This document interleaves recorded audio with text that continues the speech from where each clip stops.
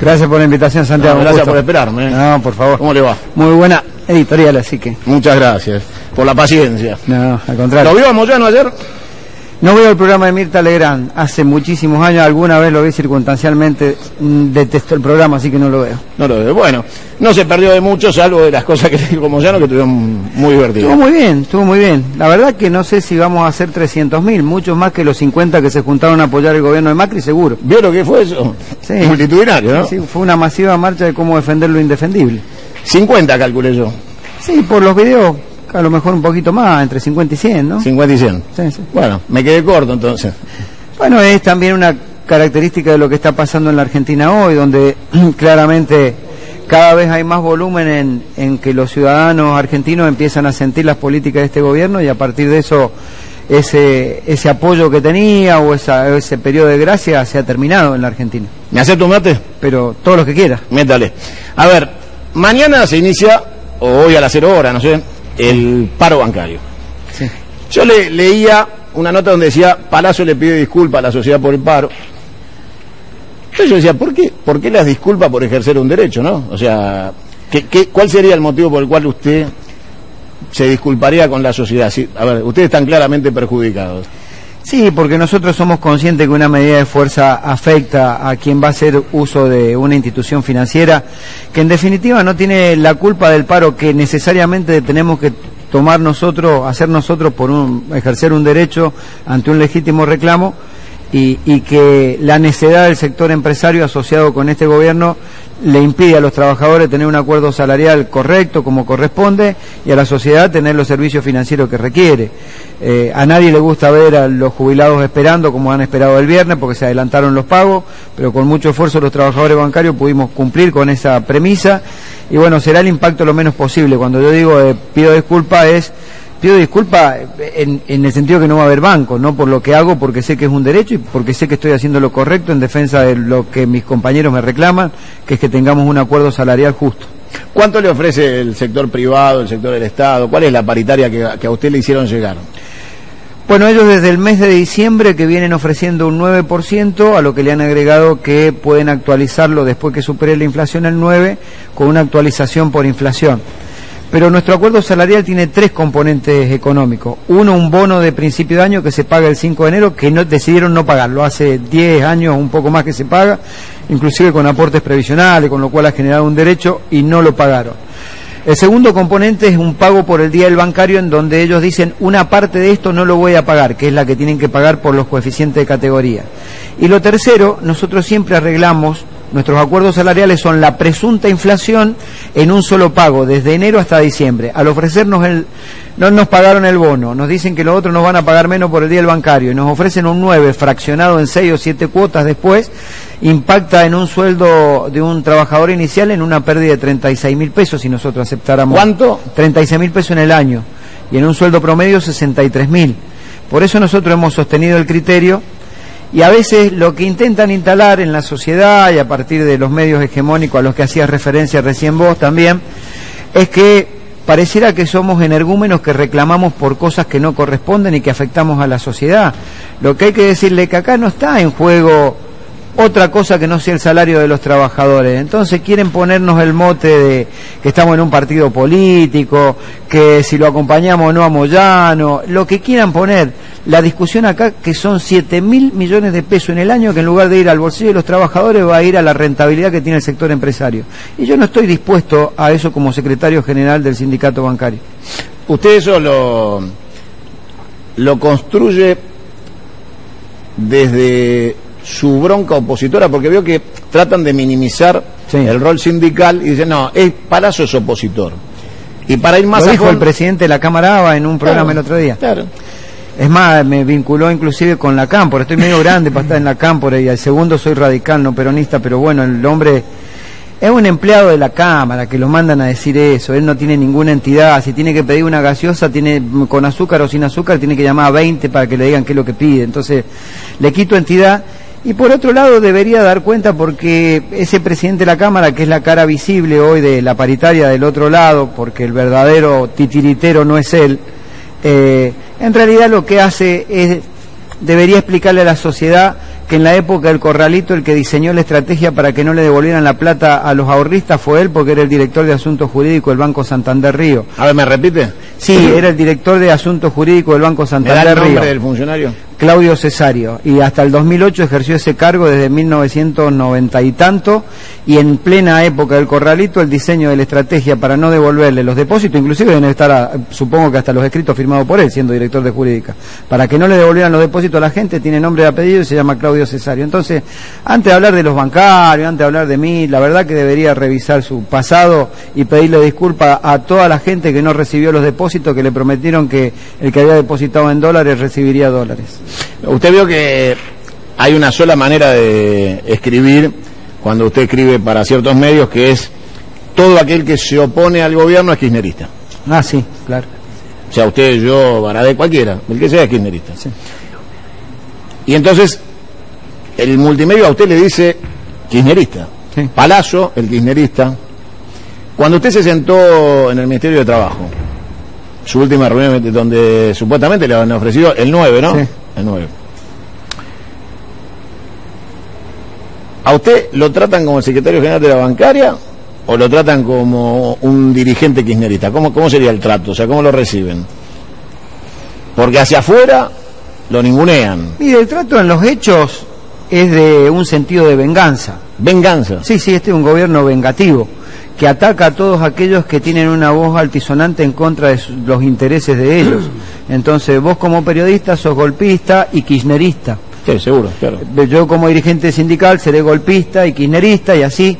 La verdad que si fueran todos tan golpistas y kirchneristas, este gobierno no estaría y seguramente hubiera ganado el kirchnerismo, qué sé yo. Yo soy afiliado radical de toda la vida, no comparto que mi partido esté acompañando la política de Cambiemos.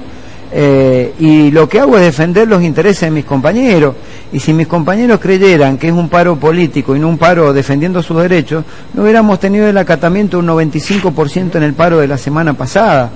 Entonces, a veces yo diría que no se pongan tan nerviosos, que esto es una paritaria, que la verdad que se tranquilicen un poco y que particularmente los funcionarios del gobierno se dejen de cuidarle la plata al sector financiero, que es el que más ha ganado, no solo con el negocio financiero, sino con la cantidad de dinero que le prestan al gobierno argentino a través de los bancos que operan en Argentina. Entonces, que no se pongan tan nerviosos y que no le cuiden tanto la plata a estos funcionarios o a estos bancos, porque el trabajador bancario la gasta en el país y consume.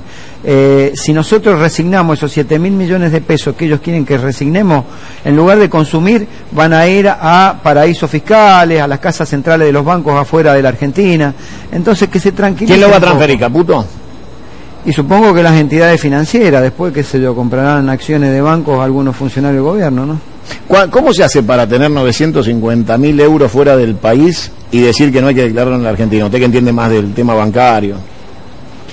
Respecto a lo que ha pasado con el funcionario, sí, claro, subsecretario de Presidencia de la Nación. El segundo de Andrés. Bueno, tenemos el hermano de un presidente que ha blanqueado 600 millones de pesos y nos enteramos por una investigación periodística, si no, nunca lo hubiéramos sabido. Nos odian a los periodistas. Tenemos también 80.000 millones de pesos del correo, que nos enteramos porque una fiscal decidió hacer una cuenta y decir cuánto era lo que se iba a perjudicar al Estado argentino. Así que la verdad que tengan un funcionario con $1.200.000 o euros afuera es parte de algo que ellos toman con absoluta naturalidad. Es decir, el discurso de la transparencia es para los otros, pero no para ellos mismos. Me ayuda con algo, yo quiero ayudar a la gente. Todos vimos imágenes obscenas de López tirando bolsos, sí, la Rosadita contando plata. ¿Cuánto es la comisión, más o menos, internacional de un giro de 1 millón de euros? O sea, ¿cuánto me cuesta sacar de la Argentina 1 millón de euros? No, respecto a eso no tengo, porque nunca he preguntado. Así que... Vamos, yo me puse a averiguar. Entonces, me dijeron el 1,5. Sí. Y algunos gastos extra, pero por derecha, el 1,5, después, bueno, el resto lo arreglan, dicen. Entonces yo me puse a sacar cuenta cuánto más o menos sería para juntar 10 millones de dólares, el 1,5 de cuánto, 10 palos verdes que eran los bolsos de López. Y entonces me puse a buscar prensa internacional para ver qué decían de los Panama Papers y cuántos funcionarios argentinos involucrados hay y más o menos cuál era la cifra de los funcionarios involucrados. y está sorpresivamente cercano a los 5.000 millones de dólares, lo que se discute en los Panama Papers de funcionarios y empresarios argentinos Sí. vinculados al presidente. Entonces el 1,5 de eso me da más de 10 millones de dólares.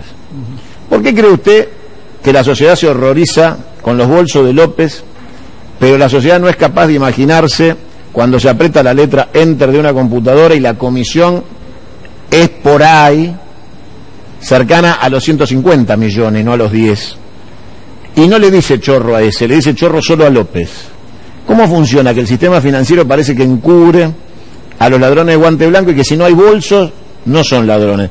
Porque en el sistema financiero está lleno de estos señores que usan las cuevas para llevarse el dinero del país. De hecho, hay una deuda externa entera fuera del país. Sí. Se habla de 400.000 millones de dólares fuera del país. Cuando usted se sienta a negociar paritaria, muchos de esos señores que están del otro lado son los que apretan Enter, cobran las comisiones por blanquear la fuga de divisas de la Argentina, pero no le quieren reconocer el salario de los trabajadores bancarios. Sí, si uno lo lleva a términos económicos, inclusive uno tendría que plantearse cuál es la tasa de rentabilidad de esos bancos de sus países de origen y no supera el 4%, y acá el ratio de rentabilidad fue 25,8. ¿Me repite? 25,8. Contra. 4% que debe ser el nivel de renta que tengan en el mundo, ¿no? ¿Me deja pedir un graf? Sí, cómo no. A ver, los chicos del control. Los bancos que tienen casa matriz afuera, en la Argentina ganan el 28%. 25,8 fue el ratio de rentabilidad que dio el Banco Central. Y en sus países de origen el 4%. Debe ser el 4. Más o menos entendieron todos. O sea, la casa matriz gana donde esté el 4%, en la Argentina el 28%. Sí, pero si tenés una operación más clara que traes dólares, los transformás en pesos, comprás Levac al 28,5%. 1.200.000 Levacs, en Levacs. Y después agarrás al año y los transformás en dólares y te fuiste. Y me voy. Una ganancia que no existe en el mundo. Me deja, a ver si tenemos un recibo de sueldo. Yo quiero mostrar algo, a ver si hay un recibo de sueldo por ahí dando vuelta. Quiero mostrar detalles, chicos, del recibo, ¿eh? Ahí está. A ver, sacamos el graph, si podemos, y mostramos primero el monto abajo de cuánto percibe ese señor o cuánto percibía ese señor. Abajo de todo, chicos. Ahí está. ¿Podemos agrandar bien la cifra, chicos? ¿Se puede hacer el milagro de que... ¿Sí? A ver si lo logramos. Es un recibo del Banco Provincia de Buenos Aires, específicamente de alguien que fue presidente del banco. Es presidente, perdón, del banco.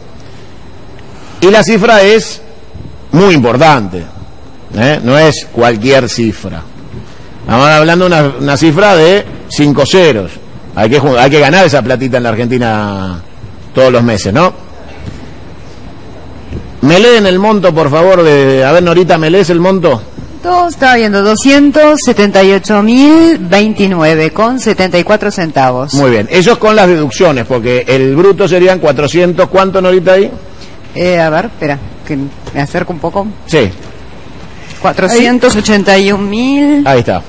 597,79. Medio palo, vamos Sí. a ponerle. No, Medio eso es palito. sin aporte. Sin aporte, sí. Con aporte 500.000. Con aporte 500, por eso. 30 y pico mil Ahí está. con aporte y 400 y pico mil sin aporte. Eso es lo que se lleva el campeón del presidente del Banco Provincia a la casa todos los meses. Mostramos arriba, chicos, para identificar claramente que es el recibo de él. Mostremos la parte de arriba. ¿Cómo hacen para decirle a los empleados del Banco Provincia que no hay plata? ¿Cómo hacen para decirle a los empleados del Banco Provincia que se acabaron Ahí está. sus privilegios bien ganados a lo largo de los años, de un banco que gana mucha plata a pesar de muchas cosas? ¿Cómo se hace para negociar con este recibo de sueldo y que a usted le digan el 9% y no hay más, Palazzo? Ahí está, Curuchet, Juan Ernesto, se ve el nombre, presidente, directorio, ¿no?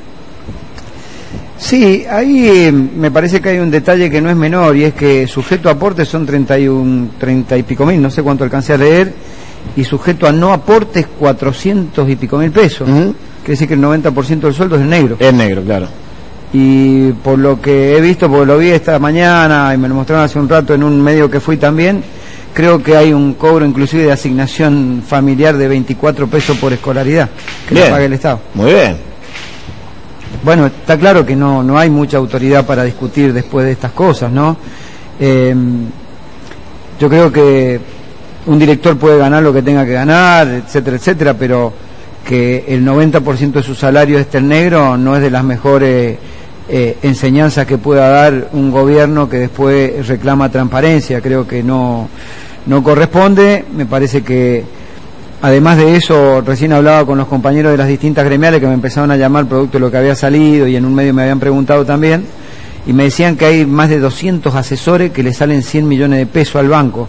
Entre ellos la particularidad que el top de los asesores es un abogado que creo que de apellido Mendilarzu, que a su vez es el abogado de Bursaco, el que está preso. Sí, claro.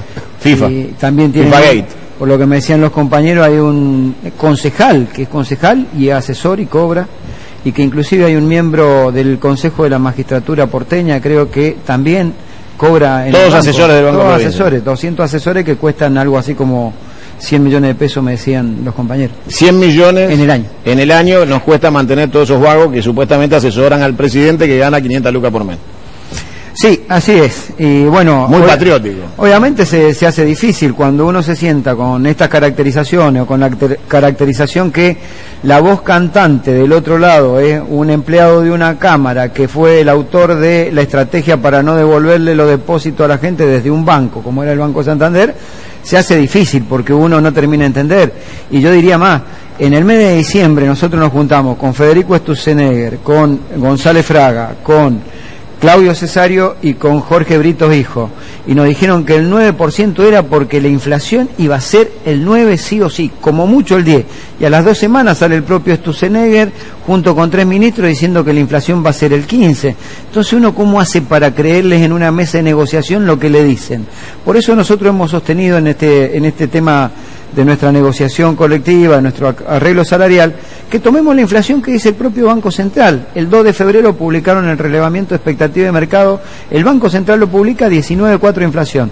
Dijimos, lo que dice el Banco Central con cláusula gatillo retroactiva al primer día del acuerdo salarial en caso de que lo supere. Si la responsabilidad de la inflación es de ellos, no es nuestra, ¿por qué se niegan a eso? Porque si no, están mintiendo descaradamente. Te dicen, firma esto porque esta va a ser la inflación, y vos decís, bueno, pero garantizámelo. No te lo voy a garantizar. Entonces me estás mintiendo en la cara. Bueno, teniendo en cuenta que Duhovne, que el día que tenga hambre sabe que tiene un bife en mi casa guardado todos los días. He visto tu video, se ha viralizado muchísimo. Cuando quiera pasa a cobrar. Mandó un presupuesto al Congreso de la Nación. Claro. Lo hizo aprobar para que 12 horas después, en una conferencia de prensa, diga, la verdad, que todo lo que se aprobó ayer no sirve para nada. Vamos a replantear todas las metas inflacionarias. Como si esto fuera poco, recibió el apoyo de Cavallo, ¿no? O sea, como para cerrar el círculo, apareció Cavallo y dijo, muy bien Duhovne, replanteando las metas inflacionarias. Me terminé de asustar. ¿Cómo se hace desde el sector financiero, el empleo bancario, cuando ve que ustedes son el corazón de la operación económica de la Argentina? Sin ustedes no hay clearing, no hay cheque, no hay banco, no se cobran impuestos. Y sin embargo, el ninguneo arranca con ustedes porque tienen miedo que ustedes fijen la paritaria del resto, ¿no? O sea, como ustedes vienen primero, había que apurarse a que salga alguno rápidamente a firmar cualquier cosa y salir a decir que el piso es otro, que el piso es 9, 12, 15. Siempre hay algún carnero dispuesto a firmar. ¿Cuánto cree usted que se puede estirar esta confrontación? Porque si el gobierno no accede, como decía Mirta, bueno, Moyano, y si después no hay arreglo, ¿cómo sigue esto? Porque se lo pregunta a la gente que está del otro lado, que sabe que mañana pasado no va a haber banco, porque el miércoles con la marcha seguramente la actividad no será totalmente normal como se espera, porque ustedes marchan el miércoles. Nosotros marchamos, nosotros somos consecuentes con lo que firmamos y respetuosos de la palabra empeñada del Mar del Plata, de que había una serie de condiciones que las explicó muy bien Moyano, porque a veces pregunta, como preguntaba el periodista ahí, ¿y cuál es la agenda? ¿Y cuál es esto? Yo la enumero tranquilamente: una marcha a favor de los trabajadores, en contra de la reforma laboral, pidiendo la derogación de la ley perversa que se sancionó en contra de los jubilados, pidiendo la no aprobación del megadecreto que modifica leyes, que deroga leyes, que van a tratar próximamente en el Congreso, en contra también de que le pongan un techo a las paritarias y también en la concurrencia solidaria de todas las organizaciones y dirigentes que son atacados por este gobierno cada vez que deciden, casi como si fuera una osadía, tener un pensamiento crítico y contrario a este gobierno. Por todas esas cosas marchamos, y también por un aumento de emergencia para los jubilados, porque no alcanza con la simple derogación de la ley. Si quieren una agenda, porque veo que repiquetean los medios hegemónicos, ahí la tienen, por eso marchamos. Y seguramente vamos a ser muchos. Yo no quiero ponerle un número, ni 300.000, ni 200.000. Cualquier marcha es grande hoy en la Argentina. Somos los mismos que convocamos en contra de la reforma previsional y en contra de la reforma laboral, y logramos llenar la plaza de los dos congresos, la avenida de Mayo, y así todo. En algunas nos fue bien, en otras nos fue mal, pero somos los mismos. Por más que el gobierno pretenda mostrar todos los días que alguien deserta, porque dicen desertó tal, ya sabíamos que, salvo el espacio de Barrio Nuevo que había estado, ya sabíamos, nada más que lo van mostrando de a uno a los que desertan. Sí, a Cavalieri no le esperaba a nadie. Sí, no, seguro. ¿No? Pero lo van mostrando de a uno. Igual es un efecto que se genera, que los dirigentes pueden decir una cosa y los trabajadores otros, y no se entiende por qué. Por ejemplo, la CGT no marchó en contra de la reforma laboral y previsional, y juntamos en la primer marcha 300.000 personas en la plaza. Entonces, a veces, a mí lo que me está preocupando hoy del movimiento obrero es que no se respetan ni los propios mandatos de lo que ellos mismos votan. Porque en el caso de la reforma previsional, votaron concretamente un paro de 24 horas que arrancaba a las 12 del mediodía, y en la noche anterior los que habían votado a favor del paro empezaron a bajarse del paro. Es decir, no respetan ni lo que ellos mismos votan. Y en el caso de esta marcha, de 35 miembros, por lo que decían, hubo 27 el Consejo Directivo, se aprobó el documento de Mar del Plata y acompañar la marcha del día 22. Y después empiezan a desertar, a no ir, bueno, cada uno sabrá por qué lo hace. Yo voy a ser consecuente con lo que firmé y respetuoso de la palabra empañada, y nosotros vamos a estar presentes el día 22 y creemos que va a ser multitudinaria, más allá de los dirigentes. Creo que la sociedad está expresando o empezando a expresar un hartazgo que hasta ahora no lo expresaba. Hay una sensación que quedó en diciembre de lo que fue la represión, ¿no? Salvaje, en los 2 días. Y acá, más allá de lo que quieran decir o no decir, de lo que pudo haber sido los excesos de algunos sectores que cometieron actos de violencia, el que seguro cometió violencia explícita y se llevó puesto la Constitución y los derechos individuales fue el Estado, en ambas marchas. Yo estuve en las dos y doy fe de que fue criminal lo de Gendarmería. Aprovecho a pedir la renuncia de Patricia Bullrich por enésima vez, a pesar de que la banque el Departamento de Estado, Israel, pido que la echen públicamente. Sidra por medio. Digo, ¿no tienen miedo a la infiltración, a que una marcha multitudinaria como va a ser, busquen opacarla a partir del escenario de cualquier tipo de violencia que justifique decir, acá están los violentos, el sindicalismo, el versito de Mirta Legrand, del terrorista de Leuco y de todo lo que es la prensa vernácula? ¿No tienen miedo a eso, a una manifestación tan grande y que de repente aparezca un hecho de violencia generado, algo de ese tipo? Vamos a tomar todos los recaudos necesarios. Nosotros estamos armando un diseño de seguridad propio de la marcha, independientemente de la convocatoria que ha hecho el el secretario de Seguridad del Gobierno de la Ciudad. Nosotros lo hicimos en la marcha de la reforma laboral, que hubieron 300.000 trabajadores en la calle y no hubo un solo incidente. Quizá por eso no tuvo la trascendencia, claro, de los grandes medios, salvo ustedes acá, C5N, en algún otro canal. Los grandes medios ningunearon la marcha porque no hubo conflicto, no hubo problema. Somos conscientes que este gobierno es capaz de cualquier cosa. Entonces, si hubieran algún tipo de disturbio, creo que hay que estar muy atento a que no sean personajes infiltrados de los servicios dentro de la marcha. Trataremos de articular todos los medios de seguridad propios de las organizaciones para que esto no suceda, y la marcha nuestra tiene como consigna, casi te diría, un revival de lo que pedía Saúl Ubaldini: paz, pan y trabajo. Nosotros fuimos víctimas como canal en las últimas 5 manifestaciones donde hubo infiltrados, y nuestros periodistas terminaron cobrando, nos rompieron una cámara. Tenemos testimonio de la infiltración. Por eso le preguntaba, porque nosotros fuimos víctimas como canal, nuestros periodistas sufrieron la presencia de la infiltración, todos encapuchados, nunca identificados. tenemos imágenes que demostraban la presencia de gente de la policía vinculándose a los que tenían las mochilas que después terminaron siendo los agresores que iniciaron las revueltas. En conclusión, digo, superado el miedo, entonces supongamos que podemos esquivar la infiltración de la AFI. Sí. La organización de una marcha de este tipo implica muchas responsabilidades, entre ellas una es la seguridad, la otra es la desmovilización, el ordenamiento del acto. ¿Eso usted participa activamente? ¿La bancaria está participando? Sí, hemos tenido reuniones la semana pasada en el sindicato, en la Federación de Camioneros, con los compañeros de las dos CTA, de los movimientos sociales, la Corriente Federal, y se están articulando todos los medios para que sea una marcha absolutamente pacífica. Nuestra consigna es marchar por la agenda que acabo de enumerar y lógicamente también transmitirle nuestro apoyo a los compañeros camioneros que tuvieron la valentía de acompañar lo que fue la marcha en contra de la reforma previsional y de la reforma laboral, y creo que mucho del avance judicial y también personal que sufren los dirigentes tiene que ver con eso, con que a partir de ahí empezaron los problemas. Yo recuerdo que el día que estábamos elaborando el documento en Mar del Plata fue la noche que lo imputaron o que le hacen las denuncias a Hugo y a Pablo Moyano. Entonces me parece que también nosotros tenemos que tener un gesto de solidaridad, y principalmente lo hacemos desde la bancaria, porque cuando nosotros hemos tenido algún inconveniente, tanto Hugo y principalmente Pablo a nosotros siempre nos acompañaron, y nos parece que solidaridad con solidaridad se paga. La idea de que hay que meter preso a cualquiera que se oponga, ¿usted no le tiene miedo a eso? Algún día se le van a acabar los precios y van a tener que explicar qué están haciendo en el país, ¿no?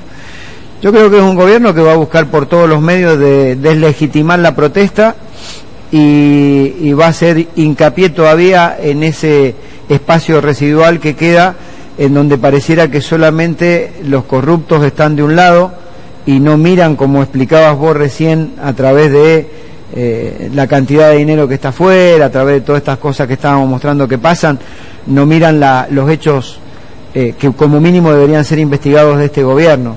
Pero en algún momento van a tener que explicarle a la sociedad, y ese momento cada vez está más cerca, porque al argentino cada vez le alcanza menos. Hay muchos hogares argentinos, particularmente los que cobran la jubilación mínima, particularmente los trabajadores de la economía informal que tienen 4.000 pesos por un plan social o por un trabajo que realizan a través de sus cooperativas, que ya no les alcanza. Es una Argentina donde no alcanza para vivir, y cuando la gente pasa hambre o pasa frío, el nivel de conflictividad es mayor, y yo creo que estamos en ese umbral de que muchos argentinos pasen más hambre del que están pasando.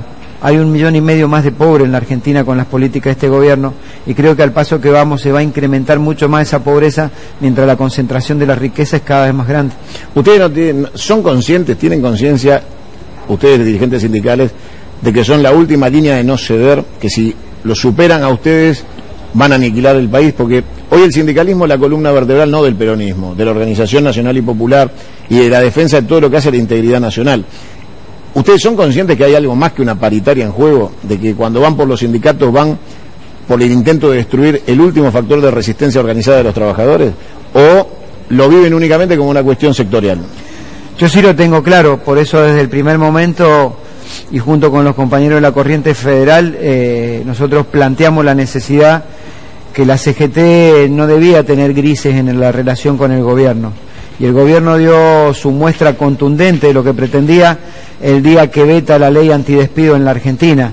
Ahí claramente decidió que acá no hay diálogo, acá hay un monólogo, y cuando el diálogo puede afectar los intereses que tiene este gobierno de avanzar sobre los derechos de los trabajadores, de los que menos tienen, aplica todo el rigor que puede tener un veto que le costó 60.000 puestos de trabajo privado a la Argentina. Entonces, a partir de ahí nosotros planteamos que la necesidad de tener un nivel de confrontación para que este gobierno cambie las políticas.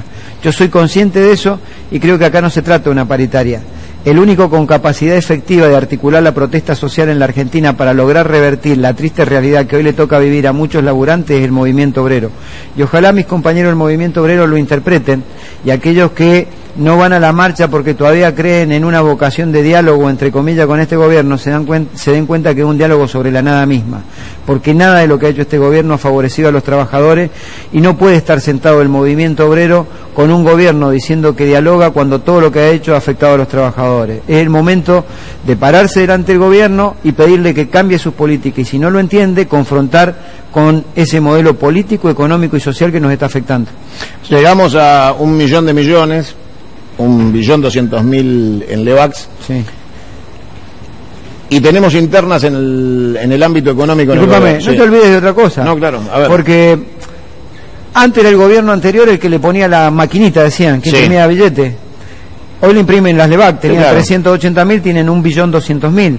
Pero también la base monetaria creció en la Argentina, porque estaban en 350, 380 y hoy está por encima de 500, 600.000 millones. Quiere decir que imprimiste billete e imprimiste LEVAC, las dos cosas. A ver, que el gobierno de economía entiende muy poco, ya está demostrado. Y si se suma la malicia de la operación que llevan adelante, es catastrófico, porque terminan ni siquiera teniendo la capacidad de aplicarlo de manera sustentable. O sea, tenemos casi la suerte de que no sepan hacerlo. Te hago las últimas, así te libero, porque sé que te tenés que ir. Y tiene que ver con esto. El Banco Central en este momento dice, si bajo la tasa, se me desinflan las LEVAC, y esos pesos van al mercado, y seguramente se van a buscar dólares. Entonces, casi podríamos decir que Schwarzenegger se transforma en un patriota, ¿no? O sea, ese tipo tan cuestionado por la historia termina siendo el único racional que le dicen, mire que esto explota. O sea, ustedes quieren que yo liquide las LEVAC, llévenselas todas, hagan lo que quieran, que venga Marcos Peña y se encargue del Banco Central. ¿Cómo funciona esto? A ver, ya desde lo irracional total, ¿no? De decir, a ver, ¿qué pasaría si bajan la tasa en el sistema bancario con las LEVAC? ¿Qué pasa si le hacen caso a Marcos Peña y dice, bajemos violentamente la tasa? Bueno, esa es una visión estrictamente financiera del país, ¿no? Porque lo que falta es la otra pata, que es la visión productiva de un país. Porque vos podés bajar la tasa, subsidiar crédito y por volumen recuperar recaudación por el crecimiento económico. Acá lo único que no se están sus planes para eso. Claro, claramente acá es cómo cubrimos el déficit con endeudamiento, con un bestial endeudamiento que tiene la Argentina, y paralelamente el sostenimiento de la LEVAC para que no se vaya al dólar. Pero eso repercute en la falta de crecimiento económico, porque nadie va a tomar crédito a los valores que se le plantea, porque no hay actividad productiva que pueda ser rentable después. Entonces, es una encerrona a partir de tener nada más que una política de orden financiero especulativo, porque los únicos capitales que ingresaron a la Argentina son especulativos, en lugar de tener una política de producción, de crecimiento de la industria, respeto de lo nacional. Acá nada de eso está pasando, por eso lo que está pasando es, lo único que están haciendo es pedir plata afuera, endeudarse de un modo bestial para terminar después diciendo no nos queda otro camino que hacer el ajuste. Esta es la única sintonía que interpreta este gobierno, ajustar a partir de una necesidad financiera. Vinieron a eso, claramente. Han cambiado la ecuación de empoderamiento de los sectores en la Argentina. Que le hayan sacado a los jubilados 100.000 millones de pesos del bolsillo es una vergüenza, porque ni siquiera lo tomaron para construir más escuelas, más hospitales. Lo que le sacaron a los jubilados, no, ponele que fuera eso. Pero si paralelamente vos disminuís impuestos, casi por el doble de esto, y particularmente quitándole impuestos a las grandes empresas, vos decís, entonces ¿qué hicieron? Le sacaron, son Hood Robin, es al revés, le roban a los pobres para darle a los ricos. Sí. Esta es la ecuación de este país de hoy, los ricos cada vez más ricos y los pobres cada vez más pobres. Sí, efectivamente. ¿Tenía duda usted? No, ninguna, no. Por eso yo claramente lo anticipé en el momento del balotaje, y a pesar de ser afiliado radical y que mi partido estuviera ahí, yo dije, prefiero seguir discutiendo el impuesto a las ganancias con este modelo y no discutir despido y ajuste con Macri. ¿Se anima a soñar con ser el primer secretario general de la CGT de origen radical? No, porque hoy hay un mandato, yo soy respetuoso de los mandatos. El triunvirato fue elegido por 4 años y tiene que cumplir su mandato, salvo que los compañeros decidan de poner la responsabilidad que decidieron aceptar. Sería impropio y no sería cortés de mi parte hablar de esas cosas habiendo un mandato vigente. Es orgánico hasta para soñar. ¿Me acompaña a saludar a Baradero? Sí, cómo no. Venga, un gran amigo, el Roby Baradero, y un luchador que merece todo nuestro respeto. Seguramente se van a encontrar en la marcha. Sí, mire, claro. Le traigo un amigo, Baradero. Nos encontramos seguido. Gracias. ¿Cómo anda, Roy? Muy bien. Un abrazo, hermano. La lucha que llevan adelante es muy... Y ustedes también.